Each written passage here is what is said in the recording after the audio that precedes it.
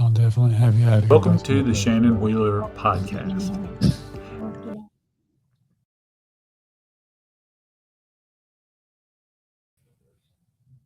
There you go. All right, everybody. Welcome to the Shannon Wheeler podcast. We are so glad to be here with you again this week. Let's talk first about markets and interest rates this week.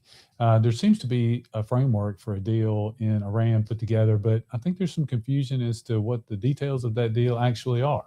So until they get that sorted out, we won't really be able to say we've gotten past the situation in Iran currently. But as far as interest rates go, I would tell you that they're in a stall pattern right now. We're stuck in the mid sixes and we're kind of hanging there. It's partly due to the Iran situation, but it's due mostly to the underpinning of our economic situation right now when it comes to the national debt and all those types of things. So the interest rates themselves, even if we get a deal done in Iran, I don't expect them to just fall off a cliff. I do think that they're going to get worse less fast. And so maybe we see a little bit of pullback and we get a little bit closer down to that 6 mark. I would say for the most part that as we start to go through the rest of the year, the big change from getting a deal done and not getting a deal done is that if we don't get a deal done, then we're probably going to look at 2 quarter-point interest rate hikes before the end of the year. If we do get a deal done, I think those interest rate hikes either come into question, come off the table. I don't think they move to a do we cut. I think they do come off the table. And so at that point, it's a matter of watching the economic data, watching the inflation data. But those economic underpinnings with inflation, cost of goods and services, that's driving interest rates more than the situation in Iran. So when we get that situation in Iran, don't think it just means rates are going to plummet. However, if you've been in the market for refinancing anytime in the last 90 days to 180 days, then you may likely have a window of opportunity where there's savings available for you to scoop up for your family. So the reason this is important is because you need to know that these markets are not going to go evenly. They're not going to go straight up. They're not going to go straight down. There's going to be a lot of ups and downs. You need to be prepared not to try to time the market, but you need to be prepared to act decisively in the market that you're given. What does that mean?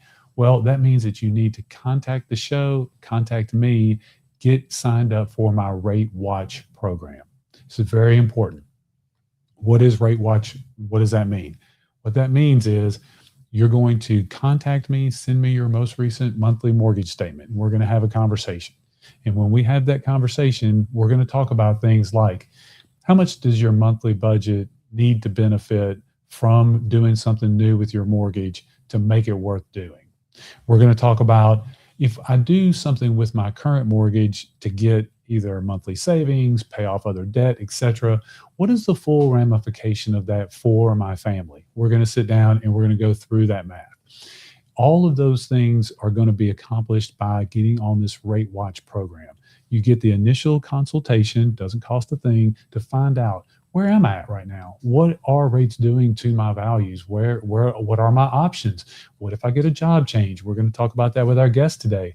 They got visited with an unexpected job change in the middle of 2020 and they had to make some adjustments. You need to know where you're at in the marketplace with your real estate assets when these things start to happen. So you're going to get that initial consultation. Then you're going to send in your most recent mortgage statement.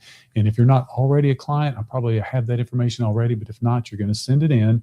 And then we're going to have the conversation and put you on a rate watch where we're going to establish a strike price unique to you. So when you're in a situation where you're saying, hey, Shannon, I bought this house in 2023 with a conventional loan. I paid this amount. I've got this rate. Here's my current monthly mortgage statement. We have the conversation and we determine, hey, when the interest rates soften by 3/8 of a point and we get here, or when we get to 5.875 and your credit score, your loan to value, your particular situation that presents benefits and savings for you and your loan product, boom, we act immediately. That's called the strike price. That's key because in the last year, I have seen several situations where I've either gotten new transactions that hit my desk because somebody didn't move fast enough on their desk, or I lost a transaction because the customer and I had not coordinated our efforts to be prepared for that little dip in the market. So it's a matter of readiness. It's a matter of being prepared. It's a matter of partnering with your lender to say, hey, I don't need to watch the market every day. I've got somebody doing that for me. And I also know that exactly when that market gives me the advantage I'm looking for, we take advantage of it immediately. So that's very important. The Rate Watch program is super important. We've started rolling this out now. You can either message me, you can contact the show and get signed up for it, however you'd like, but very important Rate Watch program as we go forward. Okay, so let's get to our guest on the show today. And I am joined by a very special person. She has a very special story. Actually, I have two guests today. Yeah. Curveball. Yes. Only one of them is going to actually voice themselves. But I do have two full guests today because Gentry has to be a full guest. Like Gentry is like a guest, right? Okay. So we have Gentry and I have Angie. Angie, I'm so glad to have you on the show today. Thank you for coming. Thank you for having me. It's a pleasure to have be invited, and I'm excited about it. And want to visit with you and your audience. We are so glad to have you. Okay, so let's dig right in. Okay. It is obvious that the first question I need to ask is, who is Gentry? Gentry is my mascot. He is. I call myself the GOAT Realtor. And there's a reason behind that. So Gentry's my little mascot, and we work together to help my clients reach we determine their goals, watch for how to get the best outcomes for their situation and what they're looking to do in the real estate market. That's the O. And then A is advocacy. I advocate for my clients, and Gentry helps me with that as well. And then we build trust in our relationships with our clients. So that's I use Gentry as a little mascot to remind people of what I do. And it also stands for God over all things. So that's how I built my business. I feel like if I put God first, then everything else falls into place. And so and of course, I want my clients to feel like they're getting the greatest of all time service. Yes. Oh, fantastic. It's great. I love that because for people that, watch sports, or, you see GOAT and the first thing you think is greatest of all time. Right. But what I love about it is when I asked Angie, I was like, hey, it's pretty cool. Cause I think greatest of all time, really, like the GOAT. And we were talking about that, but then you shared with me that it really is not saying you're the greatest. It's a reminder to pour into the needs and in the lives of your clients that you're serving. Exactly. I was not expecting that, but it's really great. Yeah. And advocacy is huge. It is. We'll talk about that a little bit about what it really means to advocate for a client. We all have things that we do in our practices and our businesses, but to truly advocate for a client, it's like having empathy. To really truly have empathy is to have the desire to remove the hurt for the person. Yes. And to advocate is that same way. You jump in the boat with the people. Yes. Right. I jump in the boat with the people. Yeah. That's Boots it. on the ground with the people. I walk land with people, and and part of the advocacy also comes from my background as a counselor. I'm a trained counselor with a master's in counseling. Okay. And that helps me with my clients as well, because I help to take the emotion out of some of the stress that goes along with purchasing or selling a home. So I can help advocate that way as well, because I can help ask the right questions to determine what their goals really are. And super important. Yeah, it's important. So speaking of boots, where are you from originally? I'm originally from Texas. Okay. And not Tennessee, but hey, that's the next best thing. Right? Hey, listen, I got a working theory about people from Texas. We'll get to that in a few minutes. It's good. It's a good thing. But anyway, so you're originally from Texas. And how did you get here, if you don't mind if I ask? A roundabout way. My husband is in higher education and has been in higher ed for like 30 some odd years. And so we've moved around different times for promotions and his career. And now, is he from Texas also? He's also from Texas. Okay, I'm going to go ahead and share my working theory with you. Okay. This is my working theory about people from Tennessee and Texas. Of course, there's the Alamo, right? Like, so there's history already, right? But I noticed that a lot of people from Tennessee Mhm. that I knew had a real affinity for Texas. Mhm. You know, for a long time, Nashville and Texas cities of the same size have been compared. And, you know, there's a lot of kind of comparison that happens Mhm. there. And I noticed a lot of people from Texas move here Mhm. and get along real well. So I started asking myself, why is this? I mean, you do mortgages and real estate stuff for 30 years. You start to ask yourself these questions. So I'm asking myself, I'm like, why is that? Why do they tend to get along so well? I think it's Southern hospitality for Okay. one, Okay. and people are friendly here and Yeah. there. Yeah. And another thing, country music. I mean, You know, ties them together. you know, George Strait is the king, but yeah, Nashville has its place as well. you know, I really didn't think about Yeah. that as much, which that's funny that somebody from Texas would say Nashville's got their place as well. Yeah. People from Nashville be like, we're the country. Hey, we got George Strait, though. Isn't that wonderful? So I love Texas has that. George Okay, Strait. so here's my other theory. My other working theory on this is that Tennessee and Texas are both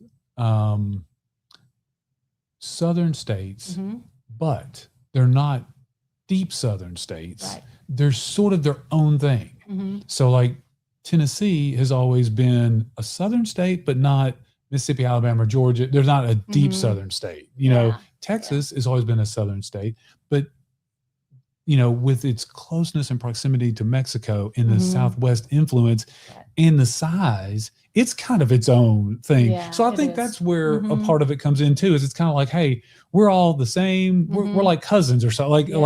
We're kind of our own thing. And so I think that permeates through the people. And then when they see each other, they can recognize that. Right. I do too. I think it is. Yeah. So just you having a natural affinity to each other. Yeah. I think so. So you leave Texas, head to Washington. Is that where you go next? This Okay. time, yes, we went to Washington and then went to West Virginia. And during COVID, that's when my husband lost his job, and that was unexpected. But you know, it was a result of COVID and some things at the college he was at. And then we ended up here. During COVID, I took my real estate exam. So did my husband. We're both licensed, but he has. I didn't know that. He has his W-2 job now. He's going to help me when I can recruit him. Is Gentry going to help him too? Oh yes. Oh yeah. Gentry. He needs all the help from Gentry he can get. No, he's a good guy. But, so he won't be the GOAT Realtor just yet. It'll not just yet. He'll have to earn his spot. He's got to be the best one in the family first. I mean, he's like number 3 right now. You know. Yeah. And so we both got our licenses and then came here. And I knew 4 people in the whole state when I started my business.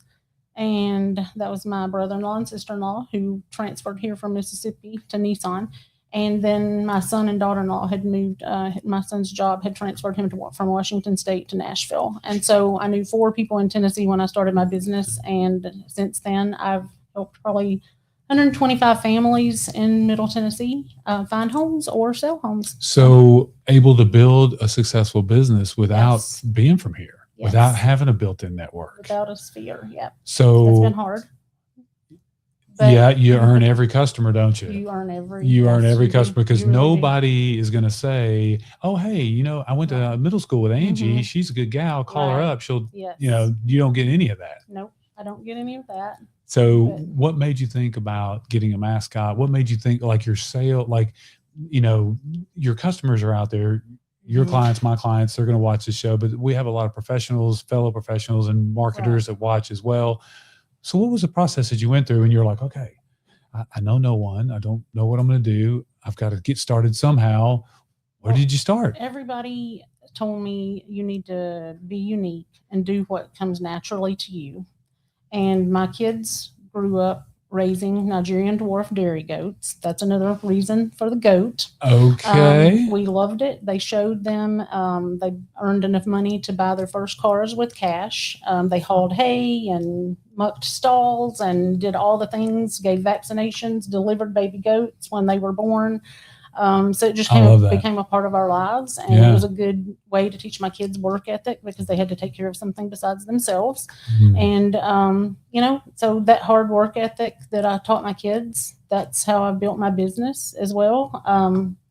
Just work hard, call people back, Yeah. see what they need. So the and goat serve. became a perfect mascot. Like did, it that did. embodies Yes, it my did. real estate practice. Yeah. Okay. And tell people again, because I think greatest of all time, but Uh-huh. the GOAT is got a couple of definitions It for you. does for So me. let's talk about those and why that's so important to you. Okay, the God over all things, Yeah. GOAT.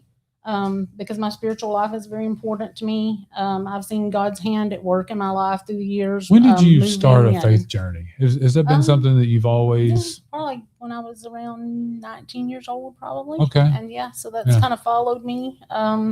I've seen, like I said, I've seen God's hand work in my life in lots of ways. I also homeschooled my kids. That takes a lot of patience. And so that, God was present in that for sure, because 22 years of homeschooling, that would, that'll take it out of a person, but it was a good experience. Well, and I mean, your husband's in higher education, right? Yeah, So, so he's watching you in real estate and he's thinking, I can sell houses. And you're thinking, okay, come on. And you're like, I'm going to homeschool. And he's like, okay, I got you. And actually that, at first he's the one that thought of it. He's like, oh, you ever thought about homeschooling the kids? I'm like, heck no, those people are weird. And God has a way of humbling you and putting you in positions that you just don't expect. And, now I can look back and think to myself and see the journey. And that was the best thing that we could have done for our kids and our family. And it worked out really well because we moved so many times for his job. So they didn't have to pick up and move from a different school every time. Yeah. And that also helps me too in real estate, because we have bought and sold homes and land multiple times. And so I know what people are going through, and I know the emotions that go along with that, and the feelings that they have and the stressors they have. And that helps me to relate to my clients better, I think. I think that matters so much. I mean, it just does. Because until you've gone to a closing and then gone back to your house to finish packing, until you've gone through all those things, there's certain parts of the story that you just can't fill in because you just don't know, right? Yeah, you don't know. You just and don't know what you don't know, and so having somebody that's been there and done that can personally, be it can be a big help for somebody. Yeah. So you get here, and now I think the other thing that's interesting too is that life experience. Angie, that matters so much because, I taught a class about 3 weeks ago, and I said, listen, I don't, toot my own horn very often, but I can guarantee you that I have forgotten more about mortgages than you ever will learn and ever could learn. Like literally, that's true. But it's also points out something very factual, which is that gives me no advantage whatsoever, because you can pull your phone out of your pocket, put it on the table, and you can pull up more information about mortgages than I'll ever be able to learn, right? Or have ever learned. So that's not the point. That's not why you're going to need to use me. It's because I'm going to make sure that you get the best deal, you get best pricing. We're going to close on time. I know the anxiety of having to deal with getting a mortgage together while you're also taking kids to school and like all those things. In that life experience, that's where that really comes in into Shannon, play. It does, because you think about it. People don't even consider that when you move to a different state or you move to a different city, things like finding a new primary care physician, and then when you get your paperwork, you have to fill out your emergency contact. Well, you don't even have an emergency contact in these new places. It's things like that I know and I've experienced, and I can kind of guide people a little bit. And I think it's been helpful. Now, so you talk about the emergency contact, that kind of stuff. Your area that you work in, what area do you work in primarily? I mean, you're licensed in the state of Tennessee. So, I mean, you can work anywhere in the state, but where do you spend most of your... I spend most of my time within an hour and a half to 2 hour radius of Murfreesboro. Okay. So in that radius, one of the things, we talk about, this show's about two things: people and real estate, right? And, in the real estate space, there's a couple of things that affect things from time to time. There's the big things everybody hears about, prices and rates, all those things. But then there's other things, like, for example, rural healthcare. This is a thing, right? Where if you live within that 1.5 to 2 hour ring around Murfreesboro, probably rural healthcare has hit your radar at some point. It has, yeah. So walk me through that real quick, because I know everybody says, I just want 15 acres and some goats and a place out. But there's a couple of things that your family makeup may determine push you a little towards I-40 or a little Right. so talk about that real quick. Well, that's a good example of how to help people, because I have to look at, okay, is this an older couple, a younger couple? Are they going to have kids that are going to need, they'll have an accident sometime and need emergency medical care pretty quickly. They might not want to be as far as they think they do. Same with an older person. If they have to, go to doctor's appointments, they might want to be closer to a city. They're thinking of the peace and the quiet, not a chest, not my chest is hurting. But inevitably, some of those things happen, and so you got to be a little prepared for that. And, so I'll ask people about, what do you think healthcare needs? And if say it's an older couple, have you thought about that you might need a one-level home, a single-level home, rather than stairs? Because the older you get, you have to climb stairs, and are you going to be in a good enough health to do that? Because they can live on their own longer if their house suits their needs. Maybe grab bars, or maybe a walk-in or roll-in shower if it's an older couple. Okay, so I'm gonna jump to something real quick. You just got into a real hot topic for me. Aging in place and intergenerational living, multi-generational living, however you want to describe it. I feel like the demographics are pushing us inexorably to this point where you, me, our clients are all going to grapple with this question. Because I feel like I'm not an expert in construction, but I think that if they started building boxes for people right now that are going to age at a point where they're going to have to decide, do I age in place or do I age in a facility? Like if they started making the boxes now, there's not enough boxes. They're not going to be able to make enough boxes. And that means that also the boxes they are able to make are going to be super expensive. So this is going to make marketplaces respond with professionals like you and I, who are going to look at the inventory we have available, the buildable land we have available, and the resources we have available. And we've got to figure out how to house all of these people. And so when you talk about grab bars, you talk about these things, talk a little bit about what your clients work through when it comes to aging in place, modifying a home potentially for aging in place, intergenerational living. Talk a little bit about some of the things that you see in your market on those areas. Well, just recently I've helped a family. Their mom owned her own home and land out in a rural community here near Murfreesboro. And she had to move to a facility. And the family really wanted to keep the property in the family, but they had to sell because her care was so expensive and they only had so many months of care money left. And so we had to, look at what their needs were, try to net them the most for that property that they could get. And then you have other people that, want to age in place, or they have their house paid for. They don't want to, move somewhere else and get a higher rate like we have right now, what they consider a higher rate. There's so many different people with different needs. Some people, it's better to not sell and just modify their home. And that's one of the things we talk about sometimes. Because you may not be able to find inventory that's affordable out there that they income. Okay, so let's talk about a typical call like this. You're going to get, hey, Angie, I'm thinking about moving because I'm tired of moving up and down stairs. What are some of the 2 or 3 most typical calls you're getting? Hey, we're looking to move to the area. Or are there any ones that you get more often than others? Not really. I mean, I have a variety of clients. Majority of people I have a lot of out-of-state clients actually too. And so people relocating here. Relocating. Now, I and my team, we take the approach of we are super glad that these people move into our area. I would not be having this conversation with you if people didn't move into our area. I think it's a badge of honor that we are so sought after. I think that that's something we should be proud of, and we should welcome in the contributions from all the people that move here. Right. I get in trouble sometimes because people want to complain about people moving in the area. Well, change is hard for Well, people. It but is. here's the thing, and this is what I tell people.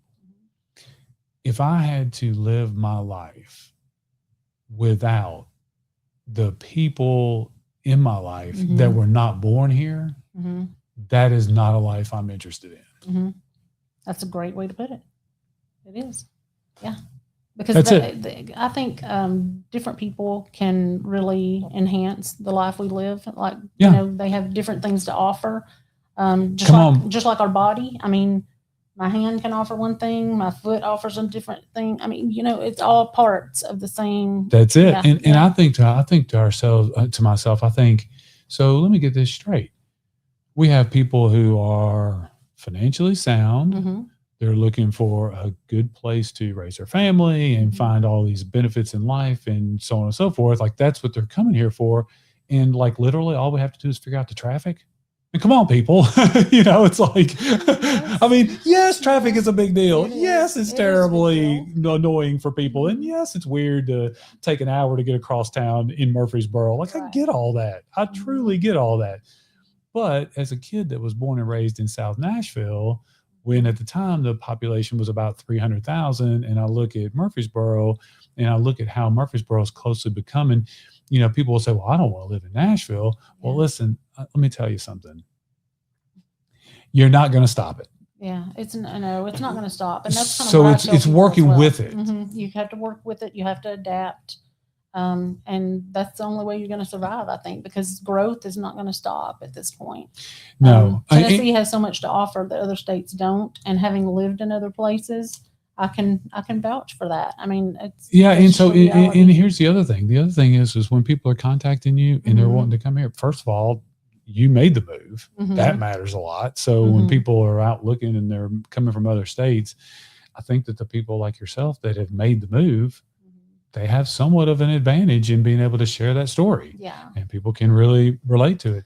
I think that's what you have to do, Shannon, is use the experiences that you have and you've gained throughout your life, and use those to help serve others. And I mean, there's got to be, that's the way I put the method to the madness, I guess, is that you use those experiences. You can't see in the moment sometimes what's good about them. If it's, you know, if it's a negative experience you've had through life or hard, like my husband losing his job, but then the better thing is we adapted through it. We found a way to make things work in another place. And, you know, and you just have to do that. That's all. That's what life's all about, is making adjustments. It's never going to change. Yeah. And when I realized where I was missing on that is when I realized that I'm not smart enough to know what's good for me. So there may be something I'm experiencing and I'm thinking to myself, this is terrible. Like, this is the worst. But God's plan is way better and way more extensive than what you can.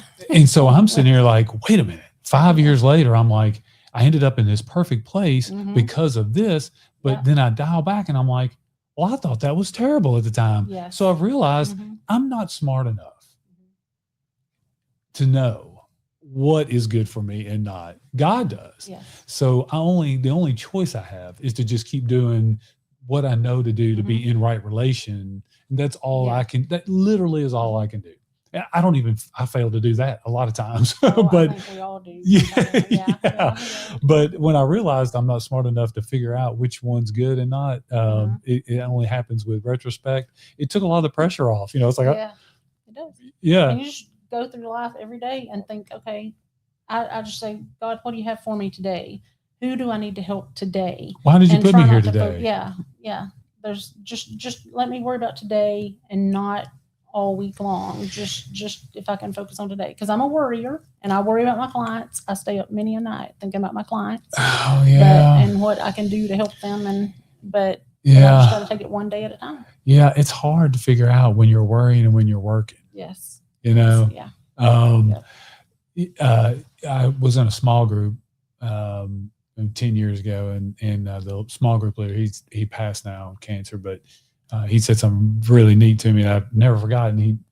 He said, you know, it says that he neither sleeps nor slumbers. So there's no sense in both of us staying up. So every night when I have any anxious thoughts or or I start the list for the next day, I'm just like, no sense in both of us staying up. And best thing I can do is be fresh in the morning. It helps me, because worry and faith can't be in the same space. So I know how when you find yourself worrying and you're telling yourself, I'm worried about this, or I'm worried, it also is like, okay, wait a minute, I've got to get that out, because I got to get and they can't be in the same. So couple of things, in our market, as a real estate professional, you're Angie, you're the GOAT Realtor, you're a mom, a wife, a mother, like all these things. But as a professional, that's stuff we take seriously. Yes, it is. The bar to entry to become a realtor is not super, super high. It's not as high as it is to be an attorney or anything else, but that doesn't lessen how seriously we take our code of ethics and our fiduciary responsibility to our clients. So for those of you that don't know or are not familiar with that term fiduciary, you need to understand that real estate professionals have a self-enforced code of ethics that they use to police themselves. But then there's also actual state law that dictates the relationships between agents and the buying public. That's done for a very particular reason. And that's because you, as the buying public, don't do real estate and mortgages and have all the information that we do every single day.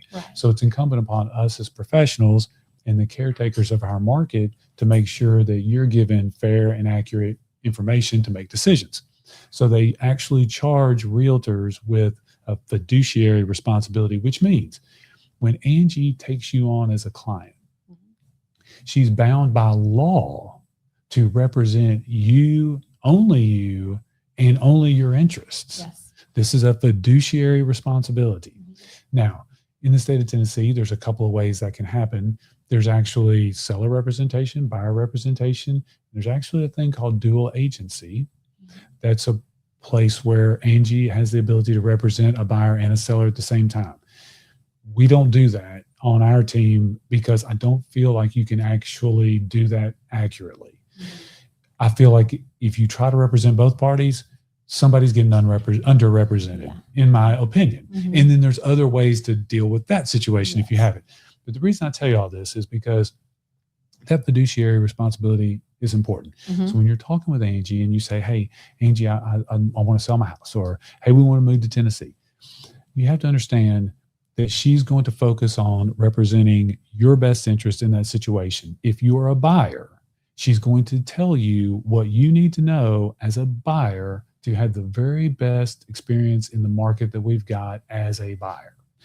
If you are a seller, she is bound by law to give you the instruction that she knows and the information that she has to help you get the best experience as a seller in the marketplace. Sellers and buyers negotiate. They do. They're not always on the same page.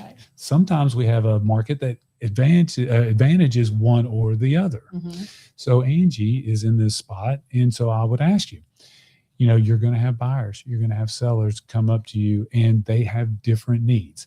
So when you have a buyer right now, today in this market, what are you telling your buyers? I'm telling my buyers right now, don't focus too much on the headlines, because the headlines are kind of out there all the time right now with the rates and talking about how bad the market is and things like that. People are always going to need homes. They always need a place to live. So, you have to look at what you're wanting to do short term and long term. And you may or may not wait for the rate. You might find a house that you really love and want to purchase it now and talk about refinance later. You have to look at everybody's individual circumstance. You can't just say there's not just a market answer for everyone. It's all individual, and every transaction is going to be different. Every person looking, their needs are going to be different. And so I tell them don't panic about the headlines. We need to focus on what's good for you and your family right now. I think that's great. We don't have an 800-pound gorilla in the market right now. When the rates are 2%, that's the 800-pound gorilla, right? And when rates are 10%, But right now we're in a spot where you need a buyer's agent, a Mhm. buyer representative that takes the fiduciary responsibility seriously Yes. and can find you if there is deals. There Mhm. are Yeah. concessions more Yes, so than before. concessions, yeah, are very Okay. prevalent right now. Okay. So, yeah. Which leads me Mhm. to the other side of that side. coin, Mhm. right? So Yeah. you've got your buyers and you're telling your buyers, hey, let's find a deal. There's some soft spots out there. If you have some patience, there's maybe some properties that have been sitting a little bit. Mhm. Nobody's giving anything away, right? I mean, No. that's not what you're telling them. But then when it comes to the sellers, it changes a little bit. Hey, Angie, I live at 123 Lucky Lane and I want to sell my house. Mhm. What am I dealing with? Well, I think the sellers need to be realistic nowadays, and because we realtors work in the market every day, it's important that those sellers listen to us. I mean, we have a lot of people still that think it's a few years back where we can get thousands and thousands over asking price, and they want to still price their homes a little high. So I'm telling my sellers, you want to price it correctly, because the longer it's on the market, if you overprice and it sits on the market a long time, then you're going to give concessions probably later because somebody's going to think something may be wrong with it, or they've been on the market for a while, so they're going to be willing to negotiate a lot lower. So they could potentially lose money if they price too high. So I work with them to make sure that we price it correctly so that their house sells quickly but still nets them the most possible for their, so they don't leave money on the table.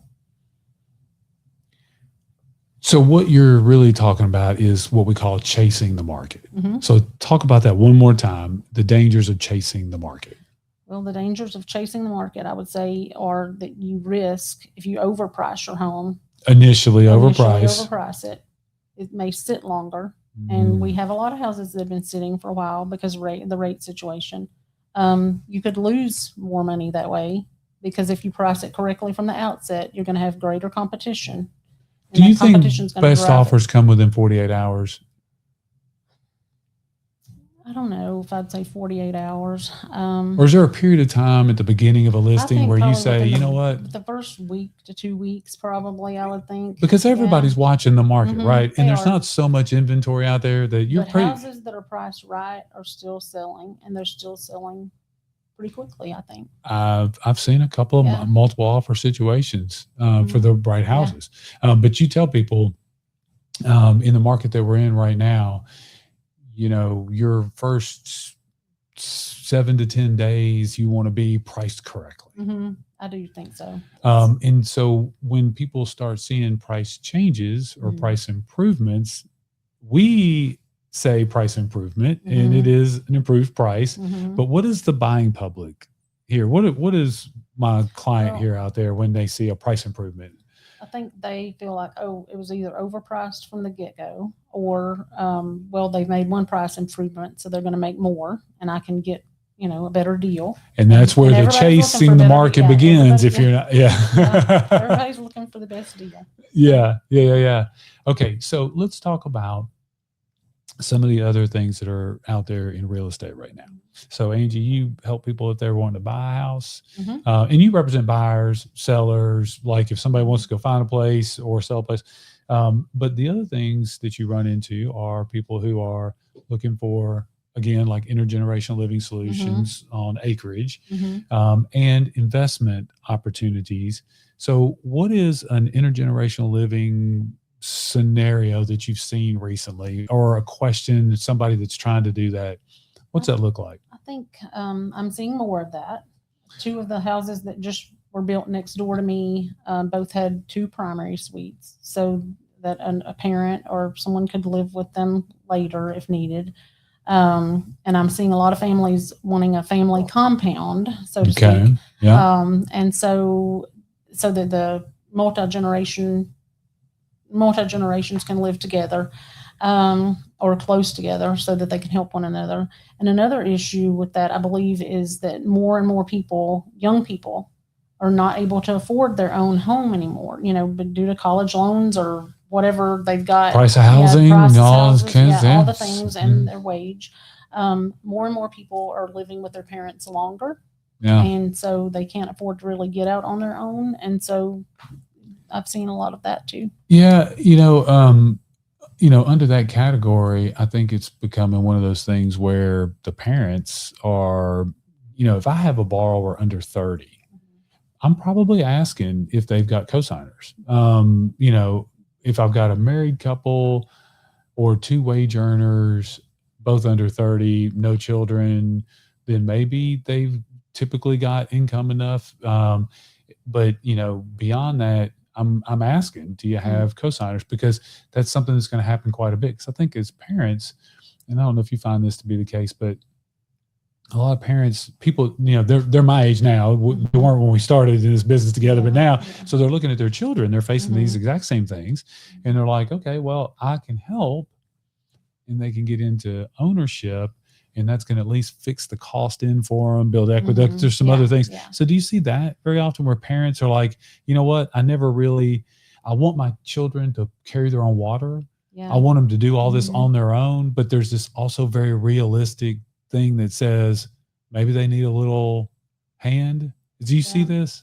Yeah, sometimes I do. I see parents co-signing sometimes, or sometimes there's, I've had brother and sister helping each other before. Okay. Gifts for down payment. Yeah, I think gifts. I see gifts fairly frequently. More than cosign, that's what I see. Yeah. Because it's hard to save, especially if you started 2 years ago and you're like, hey, I want to save for a house. And then all of a sudden inflation goes through the roof. And another thing I would tell first-time home buyers that are struggling to just get in a house is that your house that you get initially don't consider it your forever home. It's a stepping stone to get to the house that you really want later. But you have to get your foot in the door, get a house, and then build some equity, and then you can upgrade later if you want. I mean, that's one of those, you can't have the cake and eat it too immediately. Sometimes you have to just work your way toward. Yeah. I mean, and I think the funny thing is I look at my own children, Angie, and I'm like, they don't understand that, like in their mind. And I guess I can relate to this, but like in their mind, I think they want the end. But what they don't understand is that this is the win. Like this is the win. Like when you get down there to that thing in your mind that you think you're trying to do, it's over. Like the win is right now. The win is looking at your partner in life and saying, hey, we're going to go buy 123 Lucky Lane and we're going to throw our lot in together. We're going to sail our ship. We're going to proceed. Like that's the win. It is. And so there's no sense in delaying that or feeling like you don't need to be a participant in that, because you absolutely do. You just have to see that for yourself and get started. So we have people moving here wanting family compounds from typically other states. What are they looking for? What makes them think? What makes them think Tennessee? A lot of people, the lower taxes is one. No income tax. No state income tax. So if you're a retiree, you're living here, and if you've got $100,000 a year pension from California prison system, and you've got a teacher's pay pension from California, you're making $150,000, $180,000 a year tax free. Now moving to Tennessee. Right. That'd be appealing to a lot of people, I think. Yeah. And so when they say, I want a family compound, do you think to yourself, oh, great, I've got 20, just go take one off the shelf? No, it's not that easy, is it? Because some of them want the mini farms. They want to be more self-sufficient. I'm working with a couple right now, supposed to close tomorrow on a large parcel of land. All right. Now, when you say mini farm, let's define this a little bit, because I think there's a lot of people out there. They're like, I want a farm. I want a mini farm. I want a hobby farm. I want to. So when you say the word mini farm, because there's the funny stuff about real estate when they say it's cozy, too small to turn around. It's like all those things. So let's be clear. Do you like that dream? Fixer upper is like knock it down. Yeah, it's like there's a charm is like doesn't have windows or something. Like I can't remember what all they are. Anyway, you should get Jonathan and Brian to do a whole segment. I'm going to talk to Jonathan about that and see. But there's probably 25 or 30 of those isms like that. I lost my train of thought. We were talking about mini farm. So let's describe that. When you say mini farm, what do you really mean? A small parcel of land, usually where they can have some chickens, maybe grow a small garden. So 3+ acres. I would say probably 3 to 5. 3 to 5 plus. Yeah. Okay. So mostly. that's a mini farm. So you got a little bit of Okay. room for some livestock, you got some chickens. Yeah. Like, okay. Then what's the next step up from there? Like just farm? Or is there a hobby farm? What is a difference between a mini farm and a hobby farm? Well, I guess if you're raising animals as a hobby, or canning and doing your own vegetables as a hobby, I mean, whatever, raising bees maybe would be your hobby farm type thing. Well, see this, or and then, goats. or goats, and we'll Yeah. see. And this becomes Mhm. important because we can't lend on farms. Mm-hmm. Have you run into that? No, I haven't. So you're going to run into this from time to time, where you may have somebody moving to Tennessee, and they're buying 123 Lucky Lane. But 123 Lucky Lane was, let's say, a dairy farm or a cattle farm or a cattle ranch or whatever. The question may come up when they go to buy it, what they're going to use it for. Because one of the things that we run into in lending is if you run a business out of your home, now, okay, there are some specific, unique boutique products for mixed use property. I'll qualify that, but that's not what we're talking about. What we're talking about is you own a house and then you run a big landscaping business out of there, and you let your workers stay there, and you've got a big 6-bay garage, and that's really commercial property that you're running a business out of. And so we have to pay attention to that, because if you have a piece of property that you're doing owner occupied financing on, like rural development or anything like that, if there's business being done or it's an income producing property, it makes it ineligible for financing. And that's important to know.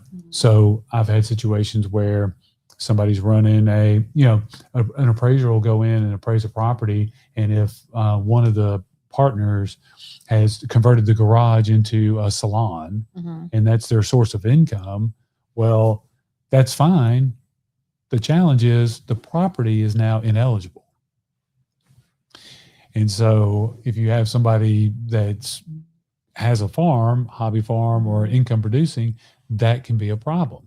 They'll look at the tax returns. Is there any income being made from that farm? And then you may ask yourself, well, why is that, Shannon? Why would that be an issue? Because that was a question I had.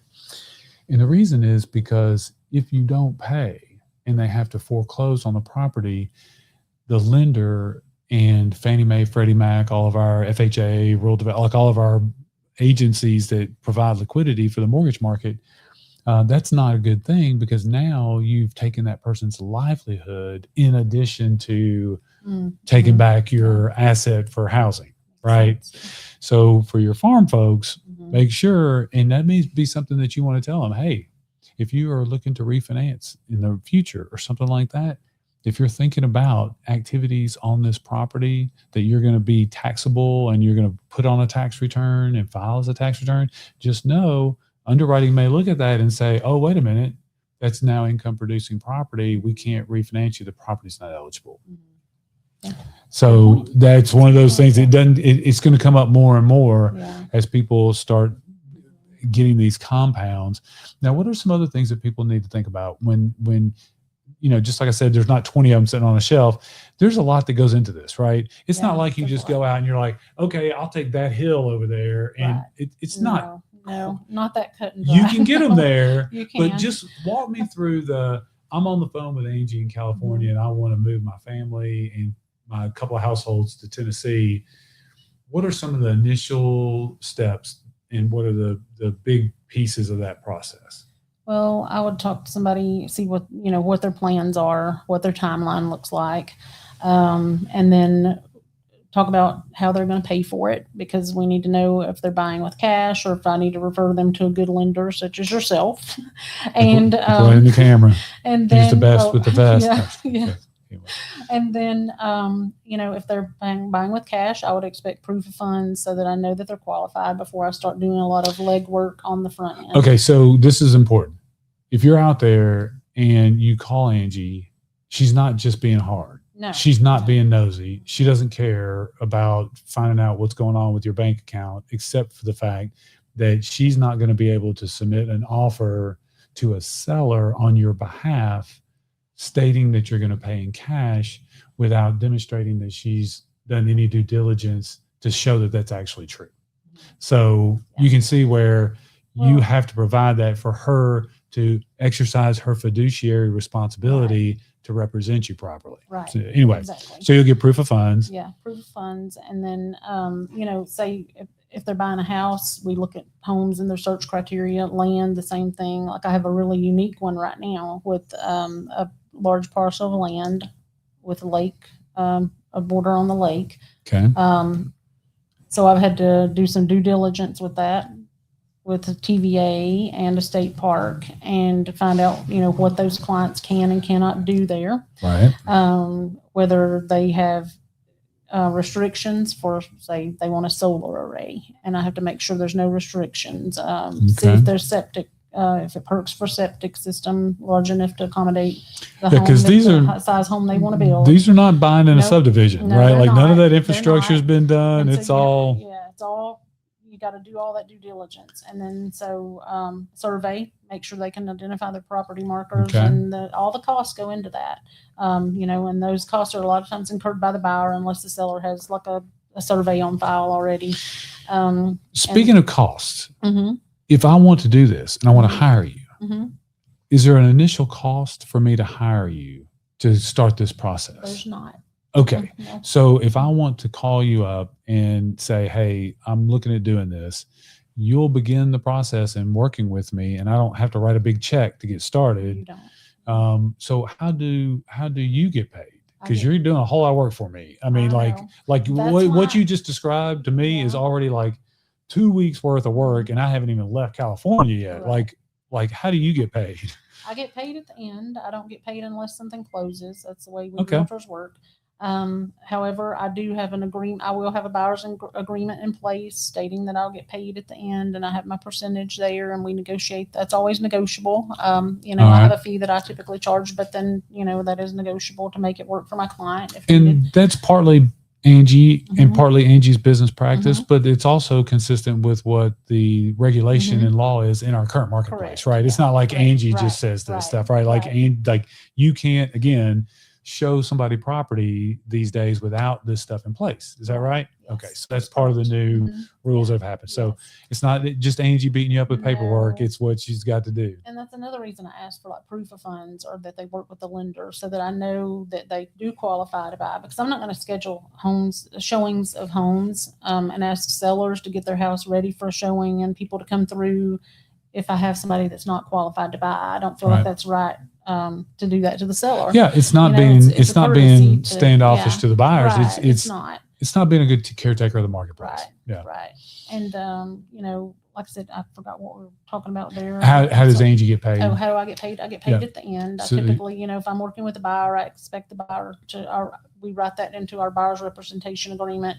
When we close, I'll typically ask the seller to pay me my fee. Okay. And if the seller doesn't, I haven't had anybody yet say they would not, then the buyer would pay me. Yeah. And then typically, the sellers and the listing agreement, we would work that out up front, and I get paid when it closes. But those steps up front, Yeah. so that I can ensure that they can actually purchase, also help me, because I'm spending time on someone's behalf to look at properties and do some of that legwork. And I don't want to do that if I'm not sure that somebody doesn't qualify or Right. can't purchase, because that would be wasting my time and taking time away from my family, and Yeah. those kinds of things. And So I have to- it's a put that up front. partnership. So Mhm. just Yeah, like it is. you're going to expect Angie to do all the things that she says, you got to do your part, right? Right, You got to right. provide the documentation. You got to be available, right? And You we got all to do have all be those things. moving forward in good faith the whole time. Oh, so to speak. Yeah. Absolutely. Which is interesting. It goes back to what I was talking about earlier. The end result is you're going to find them the perfect house in the perfect location at the perfect price. Like that's the end. Yeah. But the real win is that process, that journey. Yes, the If you don't process. love that, Yeah. you probably don't need to be in real estate. Well, and that's the other thing is, I don't consider myself a salesperson. Right. I consider myself an educator, a researcher, an advocate, Yeah. and helping people, get to where they want to be that way. Yeah. I'm That's us. That's kind how our of a what team you is. see is what you get kind of person. I mean, Mhm. country girl raised through and through, and there's again the GOAT thing. Yeah. But so I tell it like it is. I'm truthful with my clients, and whether they want to hear it or not, I point out things like if I see something wrong with a property, I point it out.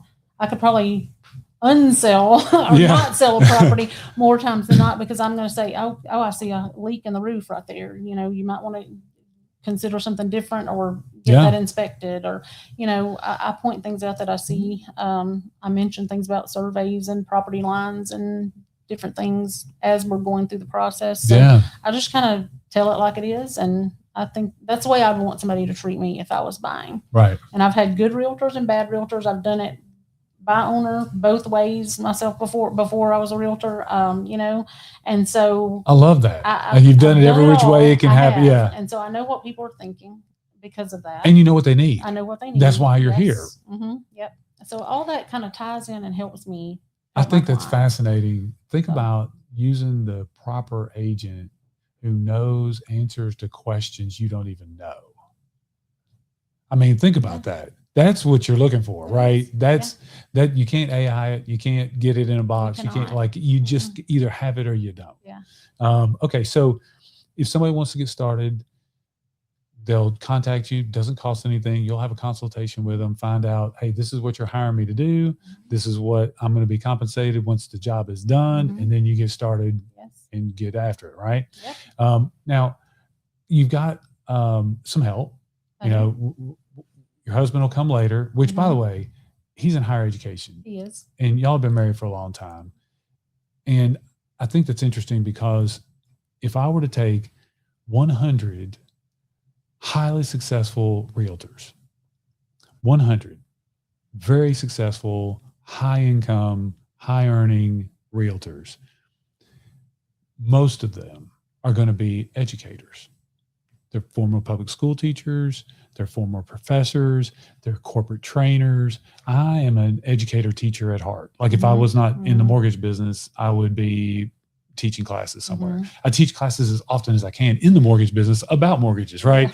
Because that's my heart. That's where, but I think that's interesting because you being married to him for as long as you like, y'all obviously have this in common. And I think that maybe it's a research bias. Maybe it's we can take all the data and remove some of those things that people are triggering you with emotionally.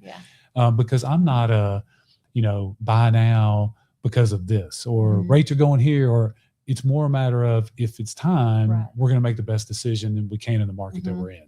So I just say, tell your husband, I got all the faith in the world. He's going to be the best, because I think those two go together. Yeah, they do. I don't know why that is, but so how do people reach you? If they want to get the process started, how do they reach you? If people want to reach me, they can call me at 629-GOAT, which is 629-468-4628, or contact me by email at integrityhomestn@gmail.com, or reach out to Shannon because he knows how to get in touch with me as well. I do. Okay, so now we're going to talk about something really cool. We're done with all the technical stuff, but Angie has a really cool promotion. Trent, do you mind if I borrow the studio for this a little bit? We're not going to have live goats in the studio. Okay, that's not it. That's not it. It's basically that I'm going to have her tell you about this promotion, but I'm going to let this be one of the points along the route here with Gentry. So go ahead, tell them about the promotion, and then I'm going to put Trent at ease before he gets worried that I've got goats coming in. So, Yes. You can. Can you see right there? Can you see that? I see it. Okay, perfect. Okay. This is my buddy Gentry here, and if you spot Gentry next to one of my real estate signs anywhere in Middle Tennessee, please snap a snapshot of it and tag me on Facebook at Angie Warr, Warr Lopez, or on my business page at Angie Lopez at Integrity Homes Tennessee.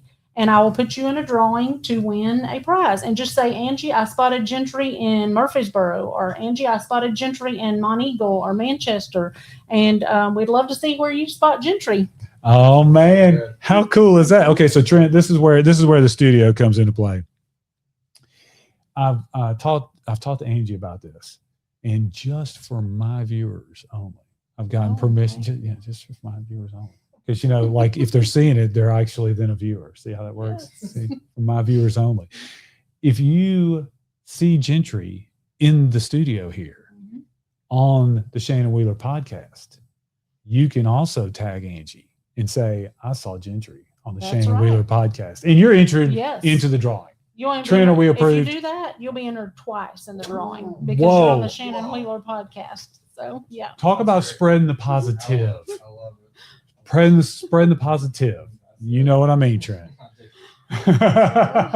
Okay, 2 entries if you see Gentry on the Shannon Wheeler podcast. Yes. Angie, thank you so much for Thank coming. you. are taking I such enjoyed great it. care of your people out there. Thank you. Tell your husband he's got big shoes to catch up to. He'll He'll get there feel one it. day. He- Yeah. He's Yeah. a good guy, so he'll make it. In Gentry, I guess we will see you around Middle Tennessee. The more often the better. Yeah. Yeah, very good. Thank you, Angie. Shannon. Yes, Thanks. thank you so much. Spend us some All time. right. Well, there you go. Oh.